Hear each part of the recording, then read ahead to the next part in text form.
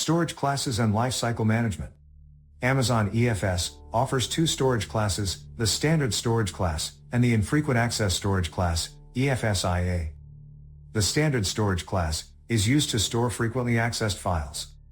The infrequent access, IA, is a lower cost storage class that's designed for storing files not accessed every day. You can start using EFS-IA by simply enabling EFS lifecycle management for your file system. When enabled, lifecycle management migrates files that have not been accessed for a set period of time to the infrequent access, IA, storage class.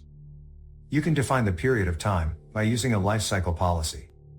Using the industry-accepted estimate that 20% of data is actively used and 80% is infrequently accessed, you can store your files on EFS at an effective price of $0.08 per gigabyte month. Performance modes. Amazon EFS offers two performance modes, General Purpose and Max I/O. General Purpose provides the lowest latency per file system operation and can achieve this for random or sequential I/O patterns. Max I/O can scale to higher levels of aggregate throughput and operations per second and is ideal for highly parallelized applications that can scale out to thousands of Amazon EC2 instances. Throughput modes. The throughput mode helps determine the overall throughput a file system can achieve. Amazon EFS offers two throughput modes, bursting and provisioned. With bursting throughput, the throughput scales with the size of the file system. Dynamically bursting is needed to support the spiky nature of many file-based workloads. Provisioned throughput is designed to support applications that require higher dedicated throughput than the default bursting mode and can be configured independently of the amount of data stored on the file system. Encryption.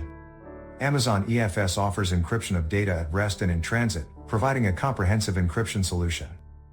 Data at rest is transparently encrypted using encryption keys, managed by the AWS Key Management Service, AWS KMS, eliminating the need to build and maintain a key management infrastructure.